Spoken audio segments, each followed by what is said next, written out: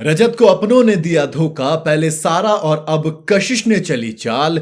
अब मेरे ख्याल से इट्स हाई टाइम कि रजत दलाल अकेले खेले। जी हां, अभी आपने एक प्रोमो देखा होगा जिसके अंदर रजत दलाल को कशिश नॉमिनेट कर रही हैं। भाई राशन वाला ये टास्क है जिसमें बिग बॉस ने पेयर बनाए हैं, यानी कि एक नॉमिनेटेड कंटेस्टेंट और एक सेफ कंटेस्टेंट, और श्रुतिका अर्जुन डिसाइड करेंगी कि कौन एक चुनेगा। अभी एग्जैक्ट रूल मेरे पास आए नहीं है, बट अगेन इसमें एक चीज साफ हो गई है कि कशिश ने रजत दलाल को नॉमिनेट किया है। वो कशिश जो कि रजत के साथ बैठती हैं, वो कशिश जिनको रजत दलाल समझाते हैं कि देखो तुम अविनाश के साथ इतना मत रहो, ये जो तुम अविनाश को जिस तरीके से देखती हो तुम्हारी इमेज बाहर खराब हो रही है। रजत दलाल कशिश की इमेज का ध्यान रखता है, रजत दलाल कशिश के नॉमिनेशन का ध्यान रखता है, रजत दलाल कशिश को मौका देता है जब वो संचालक बनता है टास्क में, रजत दलाल कशिश के लिए खेलता है। और उस रजत दलाल को कशिश ने क्या दिया? नॉमिनेशन। पहले सारा अरफीन खान की देखिए, रजत दलाल ने सारा को नॉमिनेशन से बचाया, रजत दलाल ने सारा को घर से बेघर होने से बचाया, लेकिन बदले में क्या देती हैं? सारा अरफीन पहले चिल्लाती हैं रजत दलाल के ऊपर, उसके बाद रजत दलाल के बनाए हुए नियम तोड़ती हैं, उनके खिलाफ जाती हैं, और कहीं ना कहीं आजकल वो अविनाश के साथ ज्यादा बैठने की कोशिश कर रही हैं, तो कभी करणवीर मेहरा के साथ।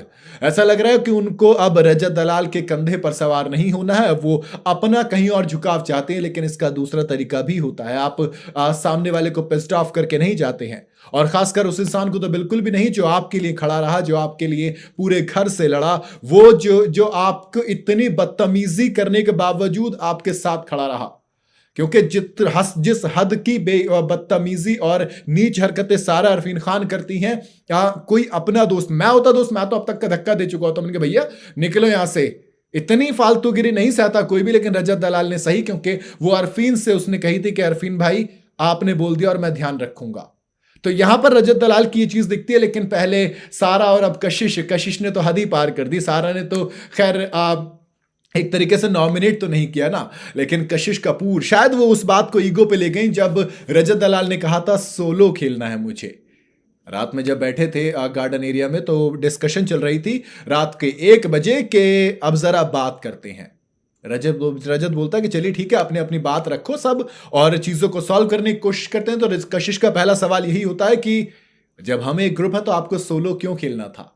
आप तो सोलो खेलने के लिए बोल रहे थे। रजत ने कहा सोलो खेल सकता है कोई भी, कम से कम दूसरे ग्रुप के साथ तो नहीं जा रहा था। सारा यही हरकत कर रहे हैं, सारा दूसरे ग्रुप के साथ जाके बैठे हैं, उनका झुकाव दूसरी तरफ जा रहा है। इस बात को ईडन और कशिश ने बोला भी है, और फिर उस बात का बदला लेने के लिए कशिश ने रजत दलाल को नॉमिनेट कर दिया। वाह रे वाह, क्या इस्तेमाल किया गया है रजत दलाल का दोस्त। मैंने ये चीज कल ही कही थी कि हाँ, ये जो चारों लड़कियां हैं ये एक्चुअल में इस्तेमाल कर रही हैं। आप यामिनी को देखोगे, वो कभी विवियन के पास, तो कभी अविनाश के पास, कभी करणवीर मेहरा के पास बैठने की कोशिश करती है, जबकि वो आरडी से एंजल, बड़ा अच्छा टर्म कॉइन किया था यामिनी ने ही, और अब वही रजत दलाल को भी धोखा देने में लगी। एक एक करके दोस्त ये सब के सब रजत का इस्तेमाल कर रहे हैं। और अब मैं सिर्फ इतना कहना चाहूंगा कि रजत दलाल को यहां से अकेले खेलना चाहिए, क्योंकि ये वो रजत दलाल है, ये वो लड़का है, इसके अंदर इतना कैलिबर कि अकेले अपने दम पे शो जीत सकता है। इसे किसी के साथ की जरूरत नहीं, और खासकर इन जैसों के तो साथ की बिल्कुल भी जरूरत नहीं है जो पीठ में छुरा घोपने का काम करते हैं। ऐसे लोगों से तो मैं सिर्फ इतना कहूंगा कि